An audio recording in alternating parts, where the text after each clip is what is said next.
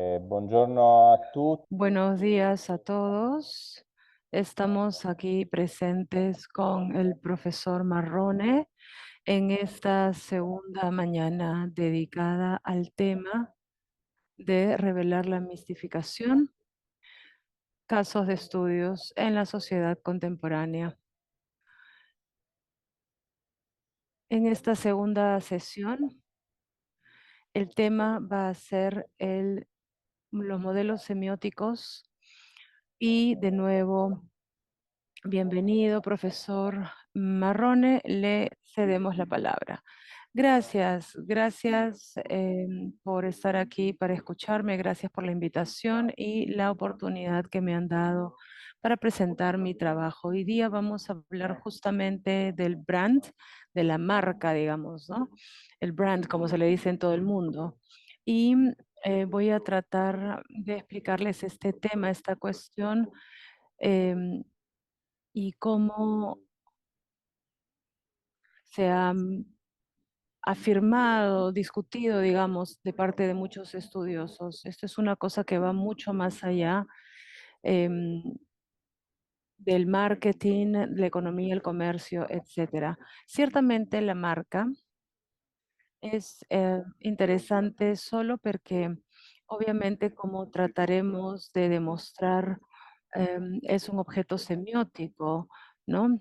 De amplio rango, pero también porque por motivos más banales, pero también interesantes, es uno de estos fenómenos que suscita grandes pasiones positivas y negativas. Hay mucha gente que adora, digamos, el branding y hay tanta gente que lo odia. Entonces, lo que tenemos que preguntarnos es, ¿cómo puede suceder una cosa de este tipo? No es el único caso, obviamente, en el cual ciertamente hay una grande euforia, un grande interés con todo lo que involucra, digamos, los comportamientos de consumo de la vida cotidiana, pero contemporáneamente en el mundo de los consumos siempre hay alguien que rechaza esto de manera categórica y, digamos la verdad, de manera violenta también. Em, Recuerdo un libro muy famoso que tiene más de 20 años de una periodista canadiense que se llama Naomi Klein, que ha hecho su fortuna con este libro y ahora es un personaje muy importante en el mundo. Naomi Klein escribió un libro en el año 2000 que se llamaba No Logo, en el cual trataba de demostrar cómo el logo, la marca, ¿no? Cómo cómo ha invadido tanto la sociedad, ¿no? Que ha llegado a involucrar casi la totalidad de los fenómenos humanos y sociales. Y gracias a este libro, muchas de las empresas transnacionales, del fast food, de la gasolina, las empresas tipo de zapatillas también, de calzado deportivo, de alguna manera han sido obligadas a transformar sus comportamientos y a revisar sus políticas, ¿no? Y sus productos comerciales. Entonces, yo quisiera comenzar del lugar más simple, digamos, del testimonio más evidente sobre la marca, ¿no? Es decir, el diccionario. El diccionario no nos dice, no es que nos dice la verdad, pero es otra manera, digamos, de atestiguar qué cosa piensa la gente cuando usa esta palabra, cuáles son los significados más difundidos. Entonces, antes de hablar del concepto, es bueno ver qué cosa significa la palabra. Entonces, he revisado el diccionario italiano, ¿no? Y les voy a leer algunas partes. He hecho una comparación con el castellano y puedo afirmar, creo, que hay una semejanza muy fuerte, ¿no? Pero hay diferencias con otros idiomas como el inglés, el alemán y el francés también. En italiano nosotros tenemos dos términos eh, que tienen una, que se sobreponen, la palabra marca y la palabra marchio en español. No sé si es igual si tienen dos palabras. Marca se define de esta manera: signo impreso, signo, obviamente, ¿no? Signo impreso de diversas maneras y aplicado sobre un objeto para indicar sus propiedades y su proveniencia. De la misma manera, marca significa casa productora, empresa industrial. Se habla de productos de marca producidos por una empresa grande de calidad garantizada. Entonces, decía, el diccionario nos da la manera como la gente considera, digamos, un concepto. Y también hay que decir que em, para aclarar las cosas, ¿no? La definición de marca, eh, entre la gente de mi generación cuando éramos jóvenes, ¿no? Em, em, compramos una radio, comprámoslo, pero comprémoslo de marca, compremos una refrigeradora, pero compremos una de marca, como si la marca fuera un valor agregado, ¿no? Entonces pueden haber los productos de marca y los que no son de marca. Hoy esta cuestión, digamos, ya se superó, hay diferentes marcas, ¿no? Marcas para cualquier cosa, y es muy difícil encontrar algo que no tenga marca, digamos, ¿no? Entonces, los supermercados también tienen su propia marca, digamos, ¿no? Pero vamos a ver cómo se define eh, esta palabra cuando nosotros éramos jóvenes, ¿no? Cuando yo era joven. Una casa productora es una empresa de calidad garantizada. Entonces, acá tenemos garantía. ¿Quién da esta garantía? ¿En qué consiste la calidad y por qué una empresa tiene que ser grande y renombrada? ¿No? En estas poquísimas palabras del diccionario tenemos muchísimos temas. Se habla de marca en otro sentido, la boleta que se entrega como recibo de un objeto dado en depósito, los sellos, la marca de garantías, las marcas de borde libre, ¿no? Que sería la línea máxima de inmersión permitida en las leyes marítimas, digamos, ¿no? Es la línea hasta la cual puede llegar un barco. Y luego está la definición lingüística, pero en ese momento no nos interesa. Luego está el verbo marcar. Dice más o menos lo mismo, ¿no? Imprimir una firma para indicar la propiedad y la proveniencia. Volvemos a la propiedad y a la proveniencia.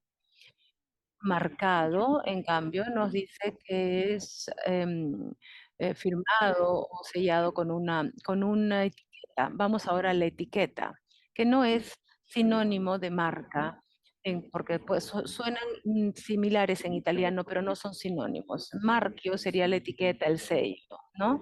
En francés sí, en francés la misma palabra significa ambas cosas. El marchio o el sello, la etiqueta, nos enseña otras cosas. Esta es una señal indeleble.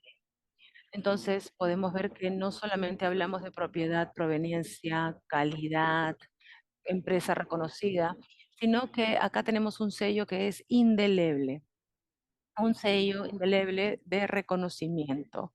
¿Ok? Entonces, un distintivo. Tenemos este distintivo que no desaparece y que sirve para reconocer.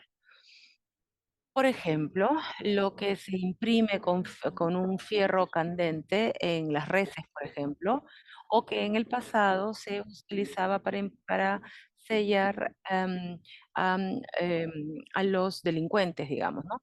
El significado figurado de la palabra sello es una huella inflamada destinada a acompañar al individuo por toda su vida. Por ejemplo, la marca del traidor, el sello del traidor.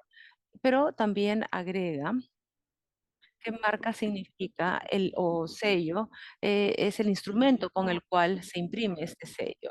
Entonces tenemos un signo que es indeleble y es talmente indeleble que se usa todavía para marcar a las reses. Se utilizaba también en las pieles de los delincuentes, de los traidores, por ejemplo, ¿no? Las prostitutas, los esclavos, ¿no? Em, como sabemos todos, también sucedía en Auschwitz. Lo que nos impresiona es este hecho de que este sello indeleble no es un sello que yo puedo borrar, está ahí, no va a desaparecer. Entonces yo quedo marcado para siempre.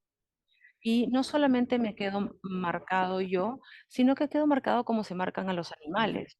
Entonces, esta idea de ser algo infame, ¿no? ¿Por qué estoy diciéndoles todo esto? Tenemos que hablar del brand, sí, ok.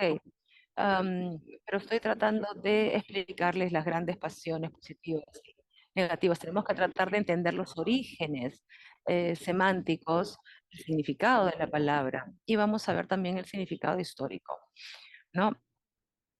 Si no, no podríamos entender, digamos, por qué motivo la marca hoy en día es tan importante y es tan discutida.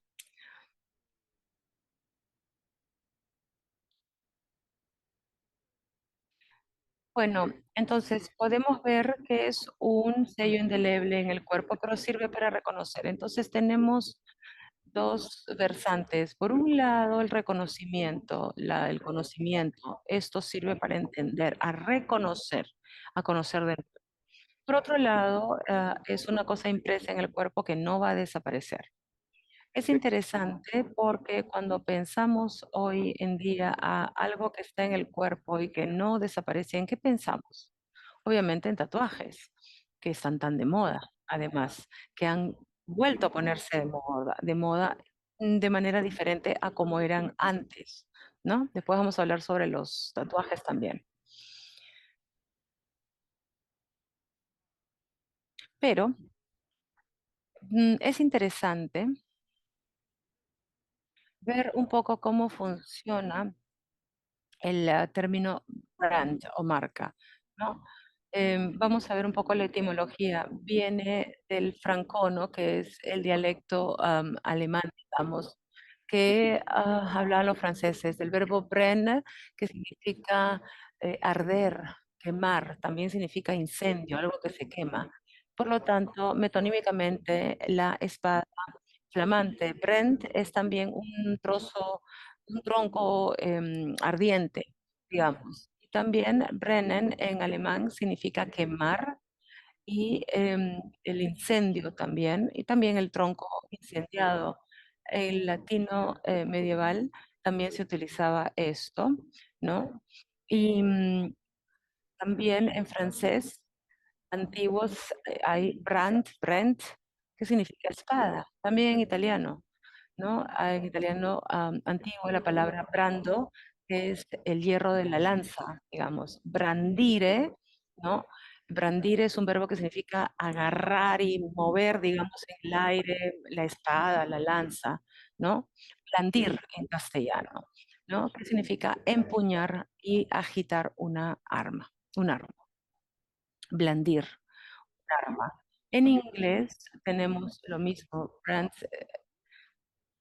significa un pedazo de madera que se quema.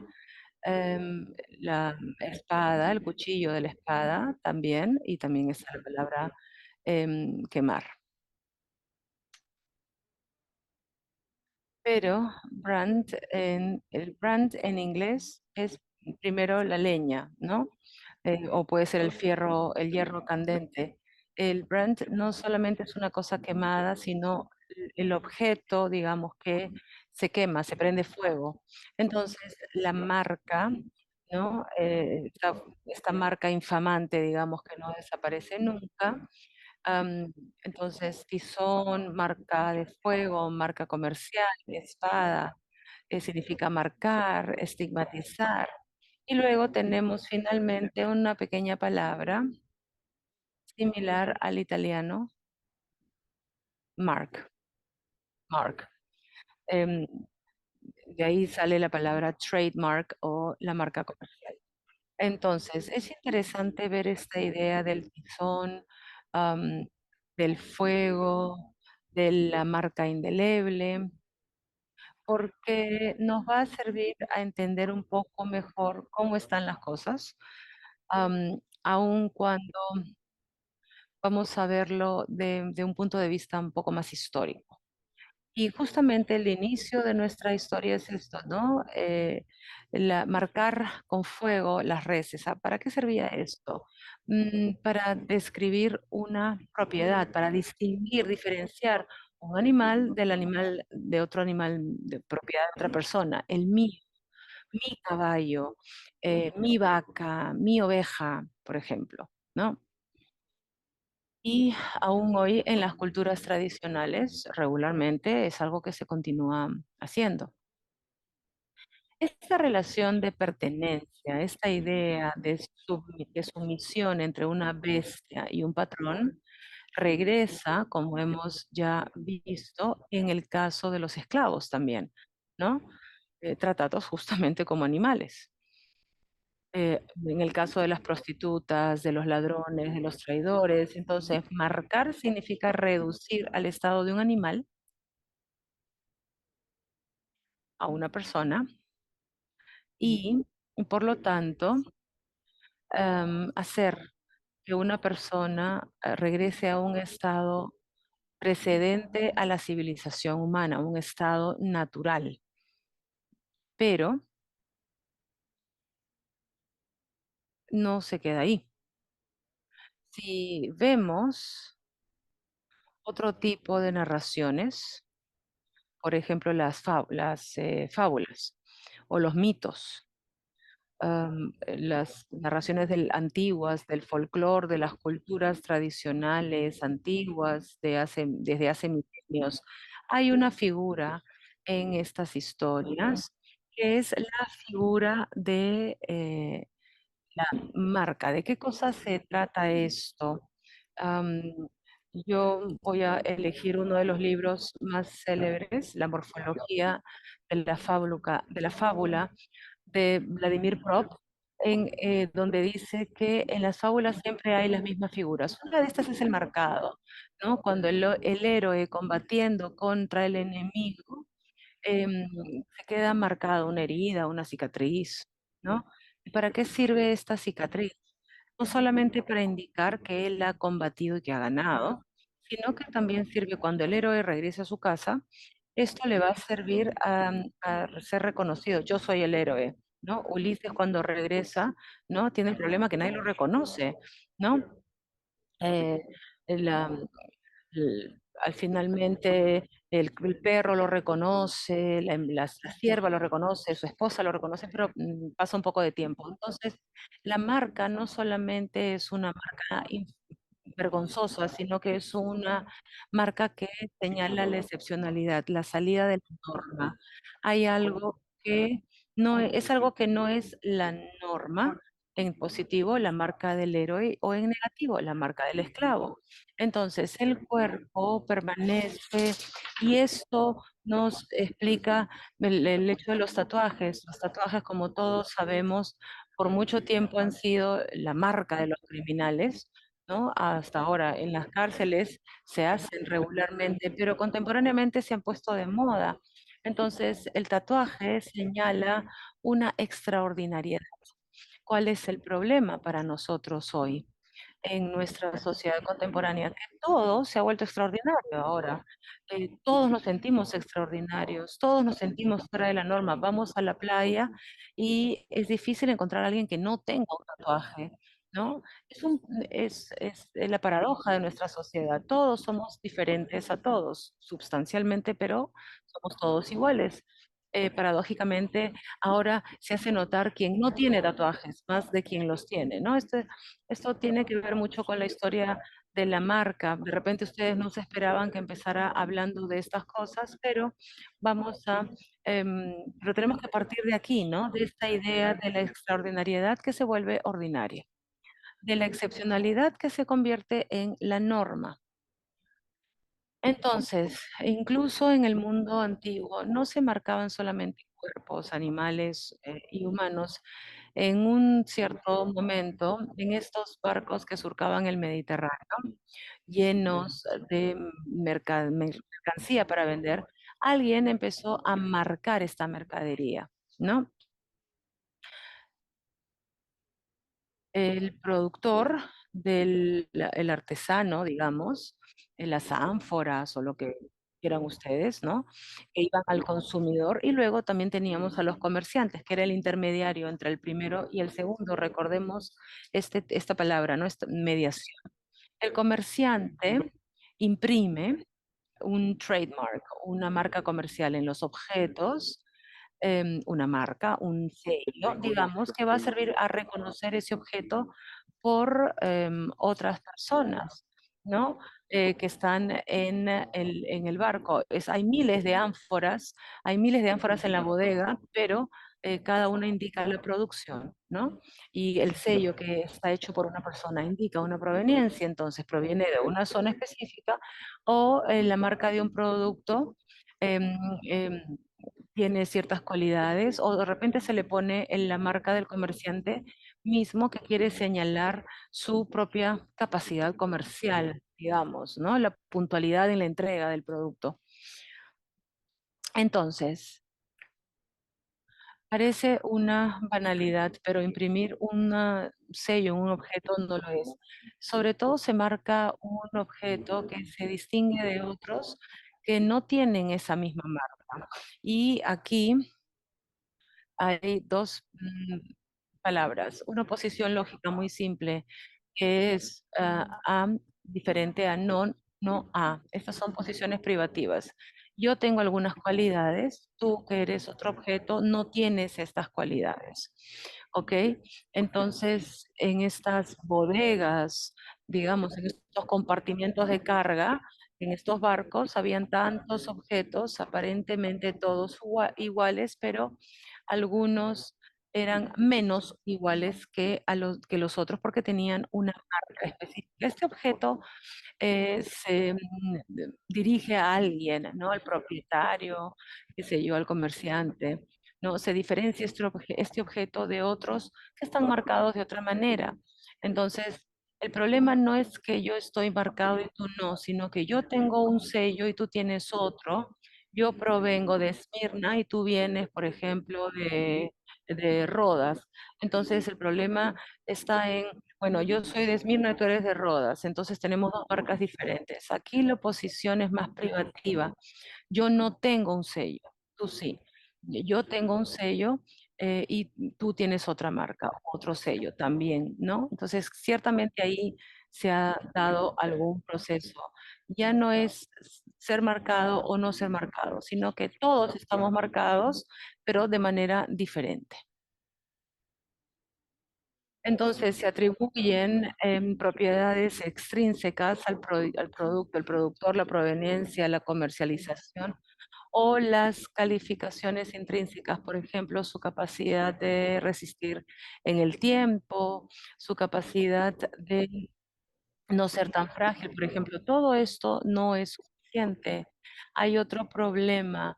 eh, por eso es que esto se tiene que reiterar en el tiempo hasta que se constituya una relación de confianza entre el consumidor y el objeto. Es necesario que esta marca sea reiterada. Yo reencuentro la misma marca en ese objeto que ya conocía.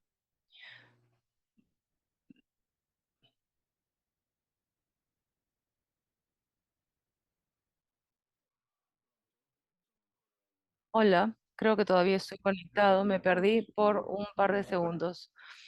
Perdí la conexión.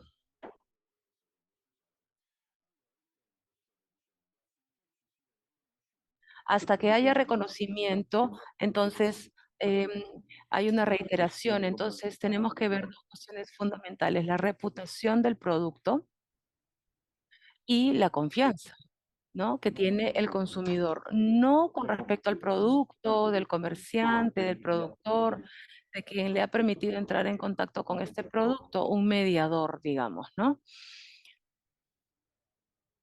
Parecía algo fácil, no es difícil naturalmente, pero implica, como hemos dicho, tantísimas posiciones y tantos protagonistas también. Recordemos una vez más la diferencia entre A y versus no A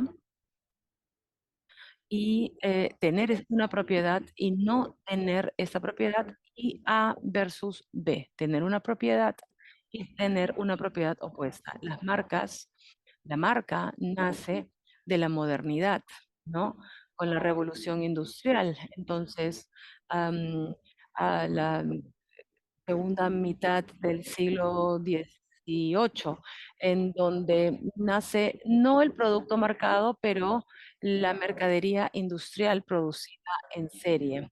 Los productos se multiplican en gran escala, nace el mercado de masa, los productos son todos iguales, están estandarizados. La producción se hace en serie y los productos se diferencian por propiedad objetiva, la calidad del precio, digamos, pero no subjetiva o relacional. Aquí falta la relación con el productor o con el comerciante. La mercadería se vuelve anónima, está ahí sola, está sola. No existe la mediación del vendedor, pero hay una red de distribución muy compleja y esta mercadería es el principio del capitalismo, como todos sabemos, y está relacionada con el principio de la innovación, de la novedad, de la transformación. Nace la sociedad del consumo. Entonces aquí contamos una pequeña historia que aclara un poco más esta teoría que les estoy explicando. En Dresden, en el centro de Europa, en Alemania, eh, se ha tenido por muchos siglos, hasta fines de la Edad Media, 500, 1500, 1600, ¿no? Hablamos de 2, 3 siglos, de repente hasta 4.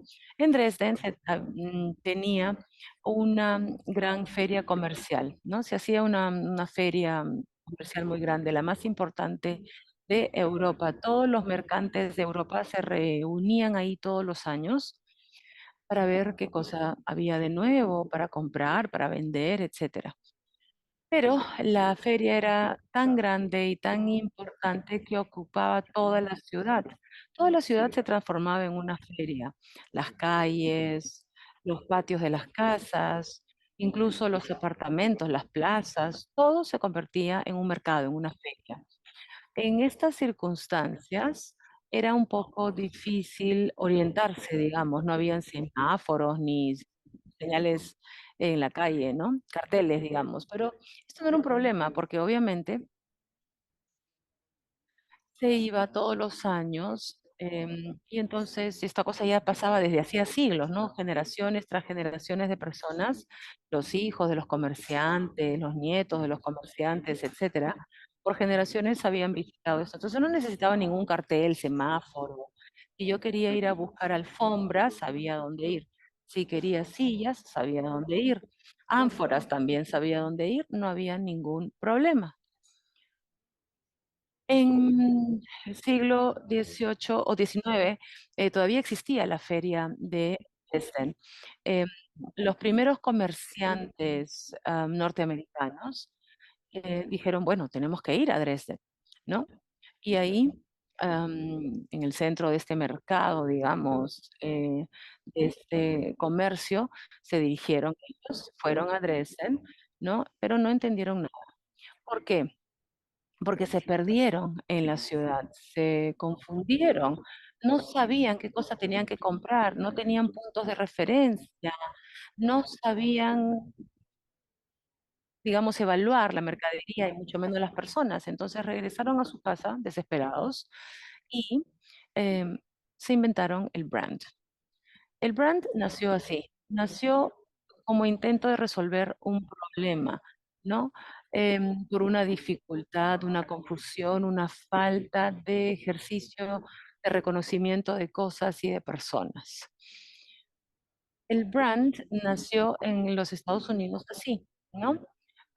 Dijeron, bueno, la mercadería es toda igual, no entendemos nada, la mercadería se ha vuelto anónima, de alguna manera, digamos, no tenemos una mediación, tenemos que hacerla o recrearla de manera artificial. Si yo ya no tengo la mediación del comerciante, si no tengo la mediación del artesano, el productor que me garantiza algo, sucede que el objeto, ¿no?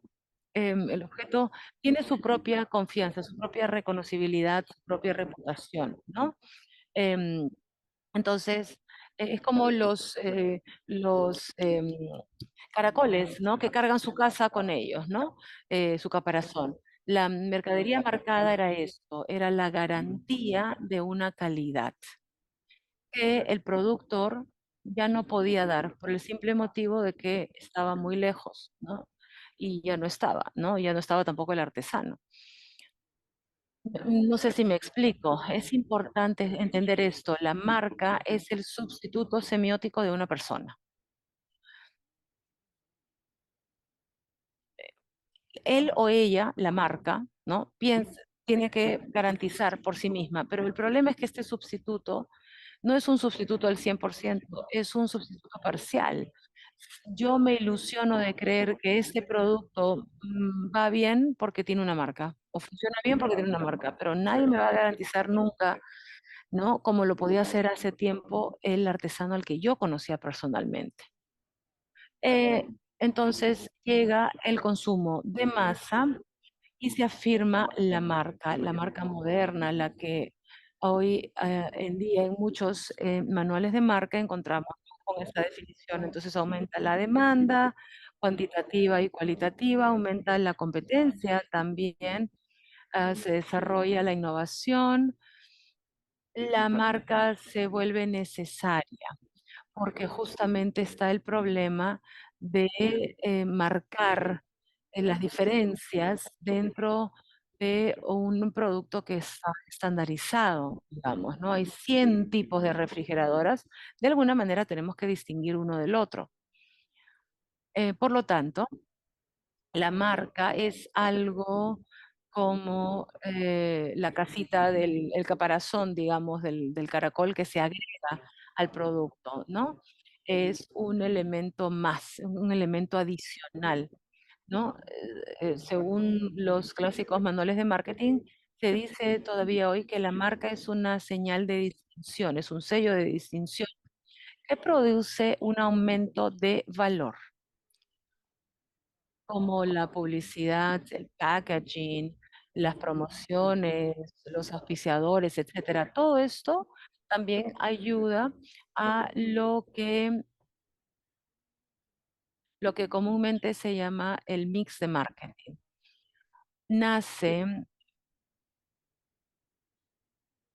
esta cultura de empresa, nace también el brand manager o el gerente de marca, ¿no? Alguien que tiene que gestionar, que tiene que administrar esta relación de la marca.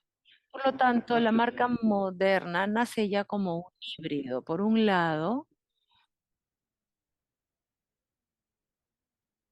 es un aumento de valor, un surplus, ¿no?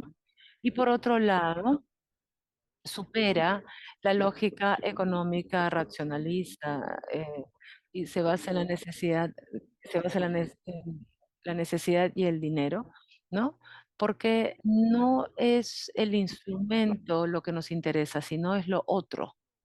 Y eso otro es ese artesano que ya desapareció, ese productor que era amigo nuestro, el comerciante al que veíamos regularmente. Todo esto ya no existe, ya desapareció, pero queda en nuestra memoria esta necesidad. Y la marca es un fantasma, es el simulacro de una persona.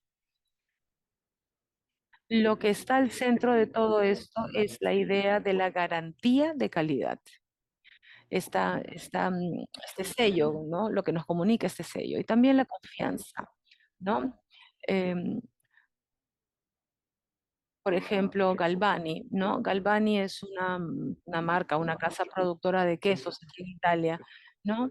Y su logo era Galvani significa confianza, ¿no? Entonces era como decir, usted tiene confianza en nosotros porque no podemos garantizarles la calidad. Entonces nace este marketing mix, el precio, la publicidad, la distribución y la marca, aumento de valor. La marca moderna, entonces, es todavía algo que está aquí en función del producto. Es un argumento de venta, es una garantía de innovación, un valor agregado. Los publicitarios dicen un suplemento de alma. ¿no? Y el marketing es el mediador. Cada uno tiene su versión. El producto está al centro, la marca se identifica con algo que se agrega. Al centro, obviamente, está el producto, ¿no? Está el marketing, eso es lo que nos dice el marketing tradicional. El producto tenemos que venderlo, punto. Tenemos que em, contar el contrato, etcétera. Pero a un cierto punto, la gente de publicidad, digamos, los publicistas han empezado a cambiar un poco las cosas. La creatividad de los publicistas, que tiene que vender estos productos todos iguales, aun cuando están marcados de manera diferente, ¿no? Esto es un problema. El marketing pone la marca, pero la comunicación publicitaria tiene que encontrar temas o argumentos para venderlo. Entonces, el paso que hace la publicidad es un paso hacia atrás, es tratar de hacer de tal manera que más que argumentos de compra, los consumidores vean en la mercadería un espejo de sí mismos. Es decir, el problema no es, o la idea, no es compra este producto porque funciona, porque te sirve, porque te va a durar un montón de tiempo, porque cuesta poco. No. Los publicistas, y estamos en los años 80 del siglo pasado, no un poquito antes de repente, empiezan a decir, esta es la realización de tus sueños. Bueno, nada mal. Hoy es algo obvio, obviamente, nos da un poco reír esto, ¿no? Pero em, em, los publicistas muy famosos, digamos, los que trabajan en los Campos Elíseos en París, ¿no? Em, Ahí hay unas grandes agencias de publicidad, em, hacen estas inyecciones, digamos, de sueños, ¿no? Dentro de los productos y esta inyección se llama marca. ¿Qué cosa es lo que está pasando? Está pasando que el objeto se vuelve cada vez más un instrumento, no, no por el cual tengo un carro porque me sirve para el trabajo, o un lapicero porque me sirve para escribir, o un vaso porque me sirve para tomar, no, sino que ¿qué valor le imprimo yo a este producto? ¿Por qué compro este carro? ¿Porque me sirve? ¿Porque me gusta? ¿Porque cuesta poco? ¿O porque de alguna manera me representa a mí mismo, ¿no? El pasaje, digamos, es bastante fuerte, ¿no? Y tiene un nombre y un apellido también. Se llama Sociedad del Consumo, sin la cual, y acá tenemos que parar 2 minutos, ¿no? ¿Qué cosa es la sociedad del consumo? Es la idea que la identidad de la gente no se constituye ya a partir del trabajo que hace esta gente, que hacen estas personas. Por ejemplo, yo soy un campesino, soy un ingeniero, soy un operador o soy un empleado del banco, etcétera, etcétera. Mi identidad social ya no está relacionada a eso, ¿no? Como le pasaba como decía un señor que se llamaba Karl Marx, la identidad de las personas, y esto es algo que grandes sociólogos en los años 70 lo han dicho muy claramente, la identidad de la gente está relacionada a lo que compra, a lo que consume. Esto significa sociedad del consumo. La sociedad del consumo no significa el consumismo, ¿no? Comprar las cosas aun cuando no tenemos necesidad de hacerlo. Sociedad de consumo es una cosa un poco más técnica. Significa que mi identidad se basa en cómo me visto, qué carro tengo, qué música escucho, qué zapatos uso, qué cigarros fumo, etcétera, etcétera. Este paquete, digamos, de las cosas que yo consumo está disociado, digamos, completamente de mis posibilidades económicas. No tiene nada que ver con mis posibilidades económicas. Una cosa que impresionó mucho a los sociólogos del consumo es que la gente no consume basándose en su propia renta, sino en base a sus necesidades, a sus deseos. Em, puede ser una locura, pero sí, ciertamente. Después, ¿no? ¿Por qué creen que se dan estas crisis financieras?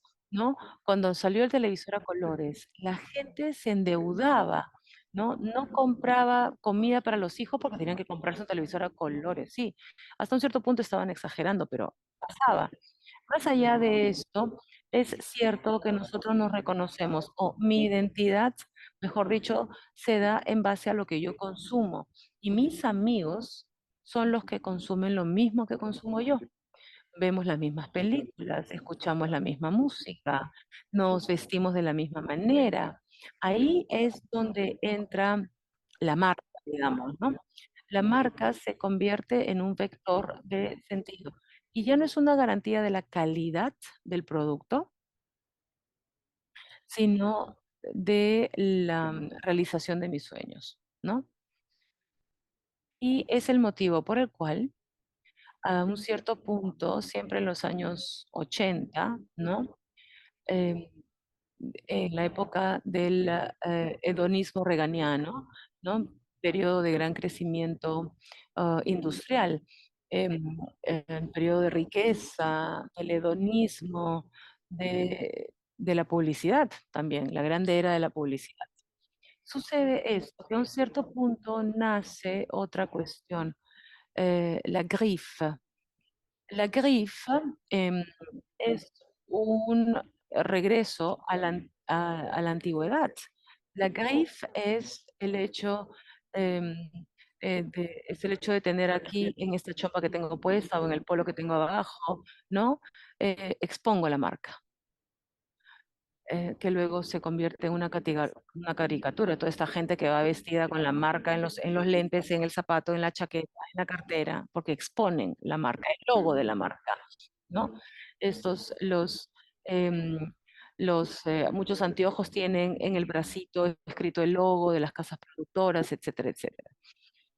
Entonces, la grif se convierte en un signo ambiguo, porque por un lado es un símbolo del uso, pero luego se convierte en símbolo de sí misma. La grif es la grif, ¿no?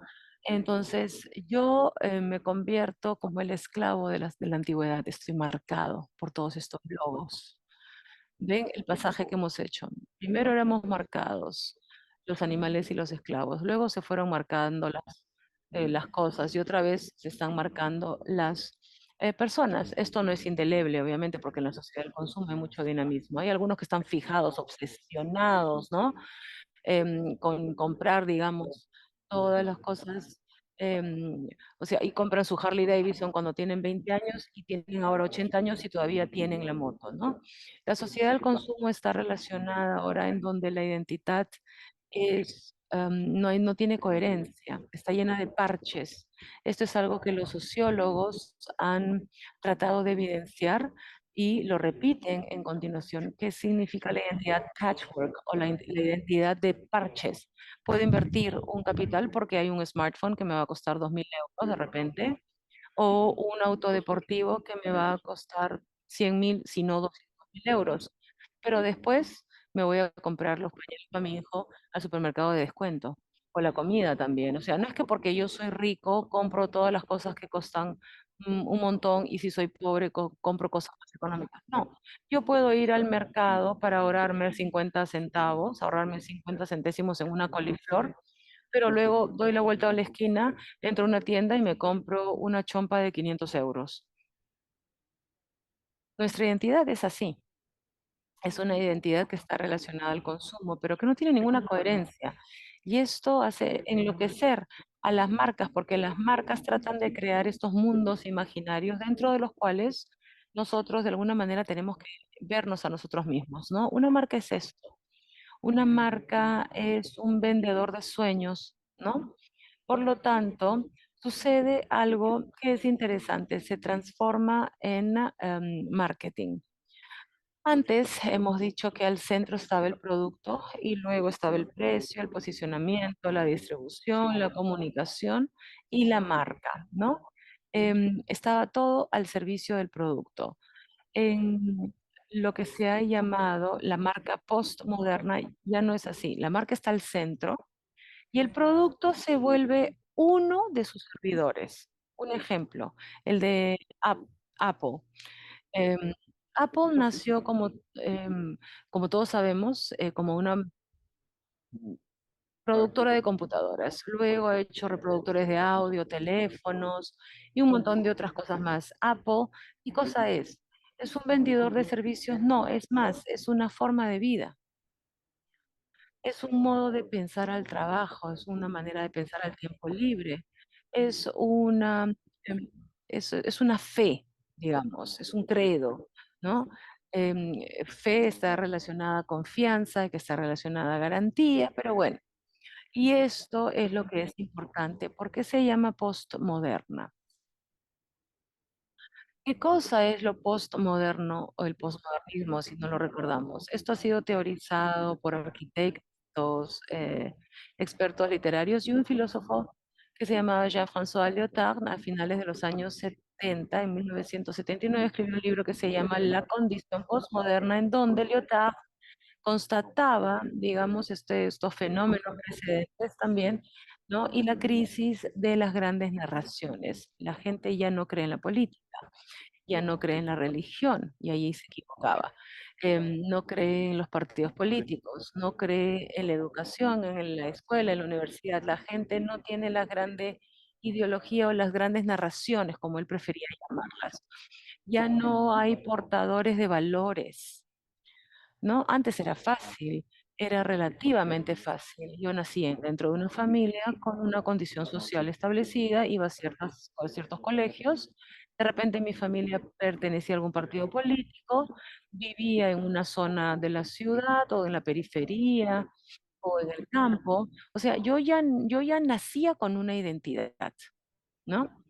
Em, y bueno, algunas veces no nos gustaba, pero ahora estamos en lo opuesto. Nacemos completamente desnudos, sin identidad. Nos tenemos que construir la identidad, porque ya no hay estas grandes narraciones. Por esto la marca postmoderna, porque la marca ha ocupado el lugar de las grandes narraciones del partido político, de Dios, de ha tomado el lugar de la universidad, ha tomado el lugar de todo, en realidad. De la familia no digamos nada, ¿no? Entonces, obviamente, ¿no? La prensa, los medios de comunicación en esta historia también tienen un rol determinante, ¿no? Pero lo fundamental aquí es justamente esto, ¿no? La marca nos ofrece un paquete de valores, un estilo de vida. Coca-Cola no es una bebida, es un American way of life, ¿no? Era. Ahora vamos a ver que se convirtió en otra cosa, ¿ok? La marca inicia, por lo tanto, a convertirse en un proveedor de sueños, ¿no? Y a ir más allá del mercado.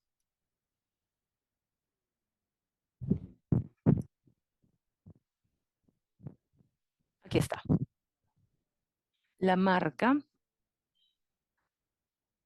toma la política. Hoy un hombre de política debe, sobre todo, mejor dicho, no debe ser uno que hace política, sino es uno que se convierte en una marca.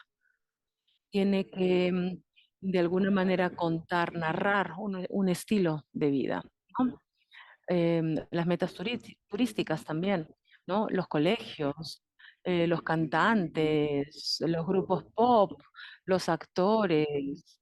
O sea, se deben haber dado cuenta que no hay ningún actor de Hollywood importante que no tenga una cantina donde produce vino, que haga perfumes o que tenga un restaurante, ¿no? Tiene tanto dinero que invierte. El problema es que ya no es Sylvester Stallone per se, sino que Sylvester Stallone se ha convertido en una marca como Armani. Armani hace lo mismo. Armani ya no vende ropa, vende chocolatitos, flores, objetos de decoración, etcétera, etcétera. O sea, las marcas de una parte extienden, digamos, ¿no? Ya no están, se extienden, se alargan, ya no están relacionadas a una sola cosa. Virgin, por ejemplo, era una casa discográfica, ahora tienen aviones, tienen gimnasios. ¿Qué relación tiene entre sí? Nada, pero vende sueños a través de un cierto número de productos completamente diferentes. habíamos partido de darle un alma al producto. Ahora el problema es que los productos sirven para garantizar el alma, ¿no? Los productos se han convertido en siervos de la marca y esta marca trasciende a la política, al turismo, a la universidad, al espectáculo, a los deportes, etcétera. Si yo hoy día tengo que hacer comunicación, una comunicación de de mi universidad o una publicidad de mi universidad, no debo decir qué cosa vende, qué cursos tiene, qué programas tiene. Tengo que decir mi universidad es una manera de vivir, ¿no? Me tengo que transformar en una marca. No es, pero me dicen, no, no es necesario. Sí, sí es necesario, porque obviamente hay competencia. Por lo tanto, el silogismo está claro. Por un lado, la marca invade todo el mercado, por otro lado, trasciende este mercado, invade toda la sociedad y la conclusión es que la sociedad se ha convertido en un mercado. No podemos salir, ya no está el consumidor por un lado y luego el ciudadano. El ciudadano es otra manera de ser consumidor, nos guste o no nos guste. Entonces, para cerrar, en estos minutos que me quedan, quisiera contarles el caso de Harley Davidson. Para también mencionar otro tema, porque dicho así, digamos, parece terrible, ¿no? Toda la sociedad se ha convertido en un mercado. No, porque el brand se convierte en un sujeto social, el sujeto social, y evidentemente tiene un valor político. Entonces, administrar la marca es administrar la política. En vez de estar ahí a desesperarse, toda la sociedad se ha convertido en un mercado. No, tratemos de entender que hay marcas que nos gustan, hay otras que nos gustan menos, hay brands o marcas que son un poco hipócritas, hay muchas brands o marcas que venden ética también, ¿no? Siguiendo las tendencias, qué sé yo. Son marcas éticas, digamos, ¿no? Que respetan a los trabajadores, a los territorios, la ética, etcétera, la sostenibilidad, etcétera, etcétera. Entonces, ¿cuál es la historia de Harley Davidson? Bueno, Harley Davidson nace como una motocicleta, una motocicleta para personalizar un producto que ya nace todos igual, pero para ser diferenciado. Cada uno lo cambia como quiere, ¿no? Más o menos. Por ejemplo, em, no sé, hacer que el tubo de escape sea lo más ensordecedor posible, ¿no? Esta marca de esta motocicleta, desde el inicio se convirtió en una leyenda, una manera de vivir, un estilo de vida, ¿no? Han visto que todas las personas que tienen una Harley se visten de la misma manera, fuman la misma cerveza, fuman los mismos cigarrillos, tienen siempre una novia sentada detrás de ellos, siempre vestidas de la misma manera, todas iguales. O sea, quien tiene una Harley Davidson no es simplemente una persona que tiene una Harley Davidson, sino que es uno que es Harley Davidson. Y esto siempre ha sido así. Pareciera que, bueno, para hacerlo breve, podemos identificar tres momentos, ¿no? Por un lado, justamente el merchandising es una parte integrante de la marca, ¿no? Todo lo han hecho, Porsche, Mercedes, ¿no? El merchandising es incluso más importante que los autos mismos. Y parece que después de la Segunda Guerra Mundial en California, eh,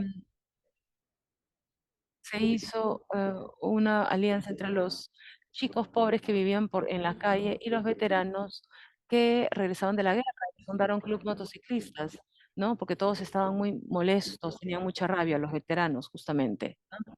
Porque no obtuvieron lo que les prometieron y los pobres, como tales, también tenían mucha rabia. Entonces, montarse en una Harley Davidson encarnaba esta ideología de rebeldía, una cosa la leyenda del lejano oeste, digamos, ¿no? En el lejano oeste es una nostalgia del Old West, del Far West, ¿no? Ese era un periodo en donde los valores se respetaban, etcétera, etcétera. Hoy día ya no es así.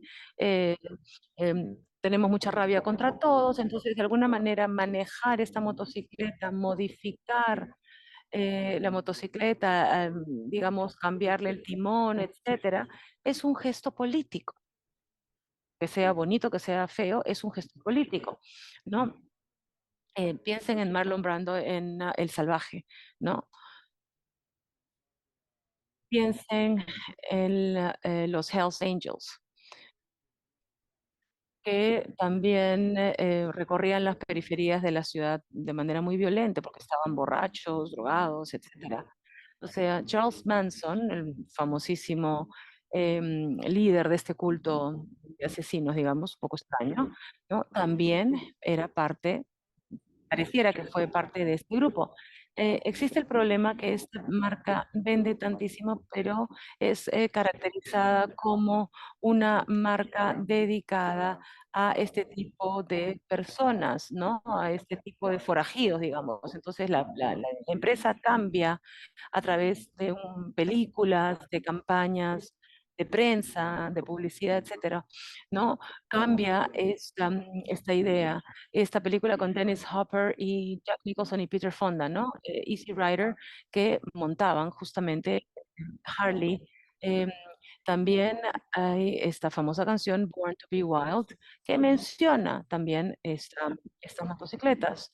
A un cierto punto en esta película, los protagonistas se encuentran en una fábrica de una familia del oeste norteamericano y Jack Nicholson empieza a hablar sobre el valor supremo de la gente cuando cuando se trasladaban, digamos, de un lado del país al otro.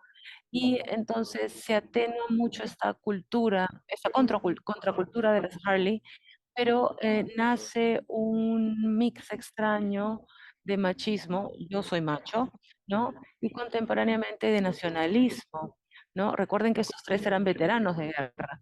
Entonces, el odio, digamos, que tenían contra la gente a raíz de la guerra del Vietnam, el odio contra el Vietcong se convierte en el odio por las motocicletas japonesas, ¿no? Honda, Kawasaki, etcétera, que estaban invadiendo el mercado americano. Lo que estoy tratando de decir es que la ideología, la leyenda, el folclore, la política, el mercado, ya están mezclados ahí. El tercer paso es lo que hizo Ronald Reagan en persona, este actor que se convirtió en presidente de los Estados Unidos, que gracias a una campaña de prensa em, hace que mucha gente de Wall Street, los brokers de Wall Street, se dirijan a Wall Street en Harley Davidson, ¿no? Es una revolución. Obviamente la Harley había iniciado para los forajidos, digamos, pero luego se convierte en el medio de transporte de los brokers de Wall Street. Entonces, el cine también sigue esta tendencia. Sylvester Stallone en Rambo, Bruce Willis, Schwarzenegger en Terminator 2 también maneja una Harley y, con esta moto se lleva de encuentro, digamos, a algunos Hells Angels en la película. Pero bueno, la historia, digamos, no es particularmente interesante, pero nos lleva a esta conclusión que em, como dijo un célebre hombre de marketing, que también es un experto en historia, digamos, es un histórico bastante conocido de Harvard, que se llama Douglas Holt.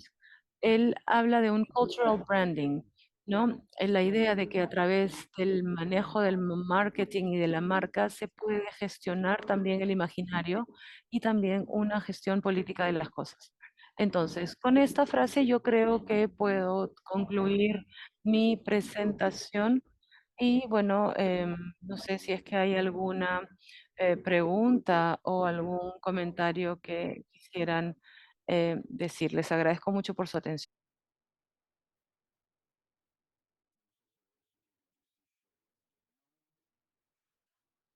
No sé si hay alguien que maneja las preguntas y respuestas.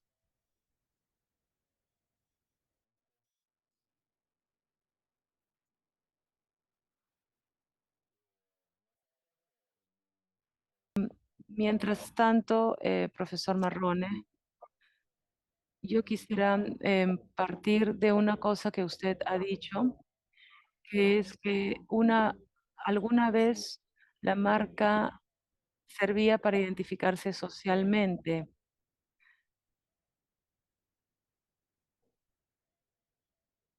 entre el siglo XIX y el siglo XX. Y después de la Segunda Guerra Mundial esto se volvió mucho más notorio, digamos. Mi impresión es que este deseo de identificarse socialmente se ha pluralizado, digamos. Entonces, lo que usted definía como vender sueños es algo que se ha pluralizado de tal manera que ahora todos pueden, digamos, usufruir de esta condición que representa el símbolo. Es interesante esto, ¿no? Yo veo también el tema de la pluralización, pero también em, de la democratización del acceso a el status symbol, digamos, ¿no? Luego, la segunda cosa, con el uso de la tecnología, ahora estamos todos marcados, digamos, ¿no?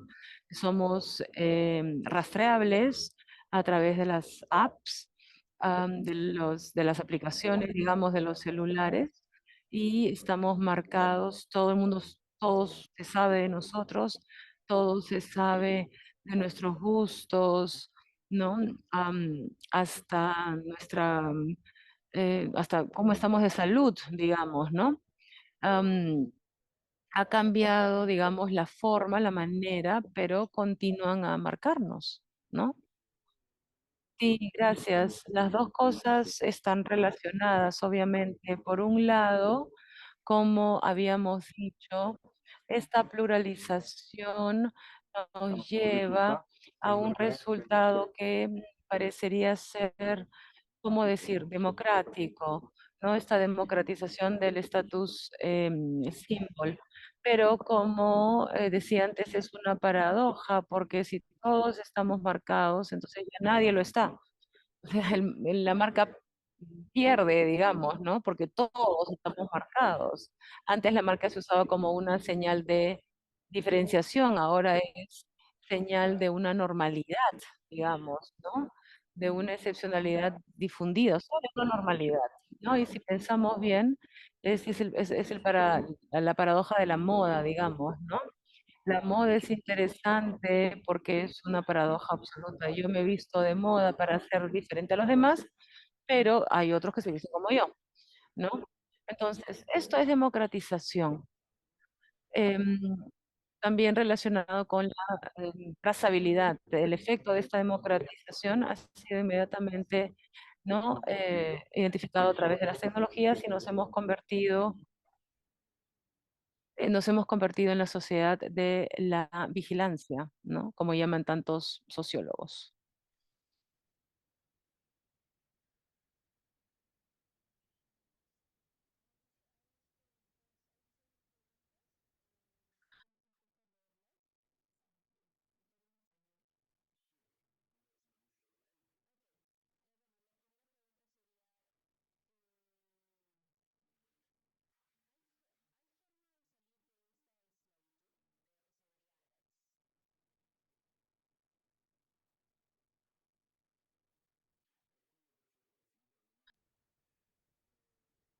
Sí, es lo que yo trataba de explicar antes, al final de mi presentación. El problema es que tal vez no se trata de una esclavitud en el sentido que por un lado el mercado invade la política, pero también sucede lo contrario, la política invade el mercado, por lo que hoy gestionar, manejar un discurso de marca y saber controlar, utilizar, transformar, un discurso de marca significa también regulación política.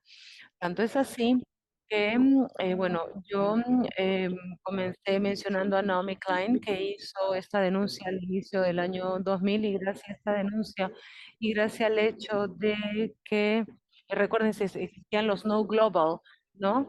Con diferentes ramas violentas, irónicas en muchos aspectos también, porque había este grupo que se burlaban de la publicidad, ¿no? Em, de alguna manera, esto ha llevado a transformar, digamos, las grandes marcas, ¿no? A iniciar, empezando por Microsoft, Apple, y bueno, no hay marca ahora que no se preocupe, digamos, de las cuestiones éticas, políticas. Ciertamente hay las marcas del petróleo que no lo hacen, obviamente, pero la lucha está abierta, el conflicto está abierto, pero yo no hablaría de esclavitud, yo hablaría de ser un poco menos pesimista. Pensaría en una posibilidad interna, digamos, del mercado.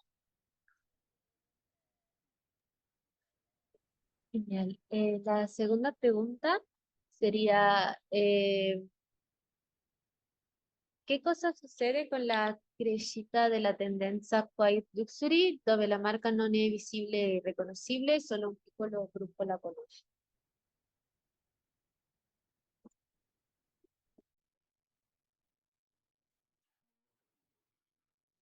No he entendido la pregunta. ¿Me puedes decir, Micaela, qué pregunta es para leérsela en italiano?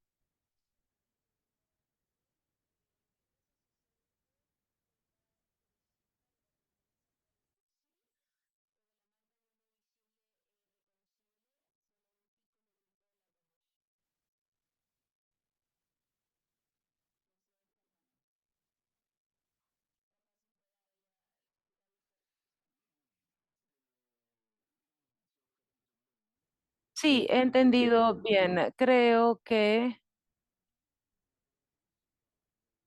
la característica de los símbolos, digamos, es estar presentes incluso cuando no lo están, ¿no? El idioma es así. Si yo pongo la S en yo pongo una S en una palabra, esto me indica el plural. Si quito la S, me indica el singular, ¿no? Hay una marca japonés que existe desde hace 20 años que se llama Muji. Y Muji en japonés significa no logo. Han tomado esta palabra de Naomi Klein, ¿no? Simplemente ellos no tienen marca, pero es súper reconocible porque el tipo de productos que vende son productos de una cierta delicadeza, de un cierto color, de un cierto gusto, de un cierto precio también, ¿no? Entonces uno lo reconoce a distancia y por lo tanto la falta de una marca también es una marca en sí.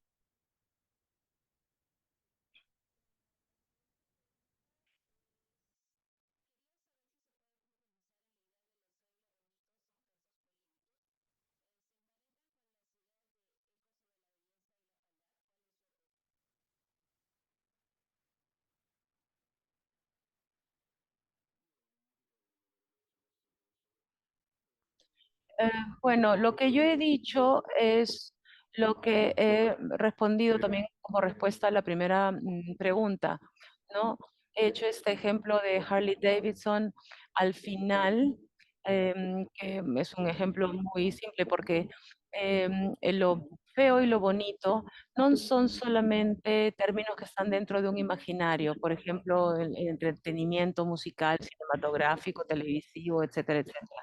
¿No? Sino que se convierten, no terminan, desde el inicio ya son instrumentos políticos, son instrumentos políticos. Esta gente se vestía de una cierta manera, de manera transgresiva, de manera fea, diríamos nosotros, ¿no? Y lo hacía por una razón política, para indicar una cierta desilusión social, digamos, ¿no? Una cierta incomodidad social. Entonces, crearon esta ideología del Far West, ¿no? Que era cinematográfica, obviamente, la de las películas del western, ¿no? No era pues una ideología basada en la vida de los verdaderos pioneros, sino basada en el cine, con una reivindicación del machismo, como decía también antes, son amalgamas extrañas que se crean y que luego son superadas como hacía Reagan, ¿no? Pagándole a los periódicos para convencer a los brokers de New York que manejaran Harley Davidson o colocando de repente en una película escenas en donde se recuerda cuán bonito era el tiempo pasado. Espero haber respondido la pregunta. Em, pero sí, no me acordaba que había mencionado esta idea de lo feo y lo bonito. Hay otra pregunta. eh, Profesor Marrone, hay una pregunta. Es una persona, Vanessa, que me escucha.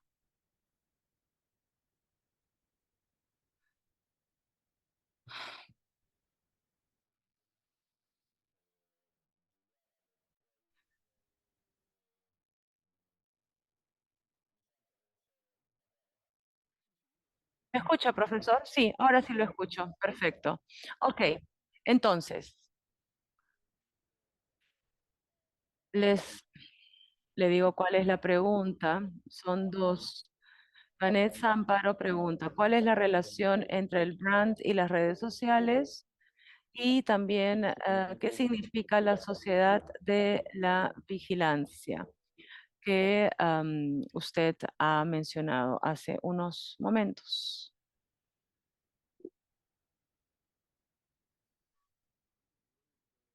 Yo diría que las redes sociales, las social networks, como queramos llamarlas, no han hecho otra cosa que acelerar y exasperar fenómenos que ya existían desde antes, que son estos fenómenos relacionados con el branding extendido, que se llama branding postmoderno, etcétera.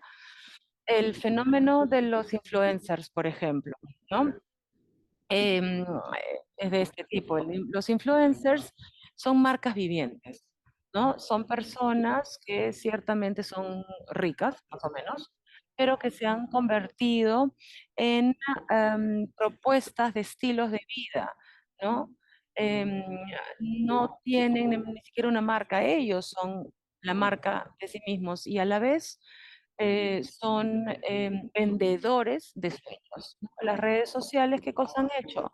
Han tratado de eliminar la intermediación, ¿no? Eh, Han garantizado, digamos, a todos la posibilidad de interactuar directamente, pero esto no quiere decir que cada uno dice lo que quiere. El nacimiento, digamos, de los influencers tiene esta idea de que las redes están llenas de modelos sociales, modelos culturales, por lo cual al final el fenómeno de la moda que decía antes, ¿no? Yo creo que soy original, ¿no? De decir lo que quiero, pero en realidad estoy diciendo y estoy pensando lo que piensan todos los demás. Con respecto a la sociedad de la supervisión, de la vigilancia, ya se ha empezado a hablar de esto antes del nacimiento de las redes sociales. Lo hizo em, Foucault, Michel Foucault, en un libro que se llamaba Vigilar y Castigar, en donde decía que nuestra sociedad es como un panóptico, no sé si saben lo que es. El panóptico es una forma de cárcel en donde el centro de esta cárcel, el cárcel tiene la forma de un patio, digamos, ¿no? Y todas las celdas están en círculo mirando hacia el centro del patio y al centro hay una torre, ¿no? Donde están los vigilantes, los centinelas, etcétera. La cosa interesante es que yo que estoy en mi celda me siento vigilado, aun si es que el centinela no está ahí, simplemente porque veo la torre. Yo creo que en la torre hay un centinela, un guardia, pero como la torre es más alta que yo, no logro verlo. Este es el concepto. La sociedad de la vigilancia es la idea de que yo estoy siempre siendo vigilado, aun cuando no lo esté siendo, y por lo tanto lo estoy. Entonces, yo estoy en el teléfono, por ejemplo, cuando hablo por el teléfono con mis amigos, algunas cosas no las digo. De repente me están vigilando, no lo sé. Entonces, sustancialmente me comporto como si me estuvieran vigilando. Esto es lo que quiere decir. ¿Hay alguna otra pregunta?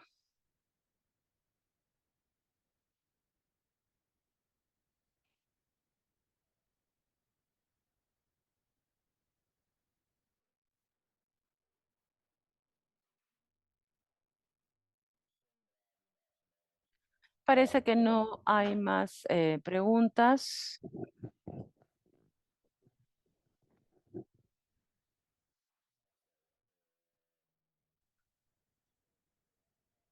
No sé si quiere agregar algo más. No, solamente quisiera agradecerles.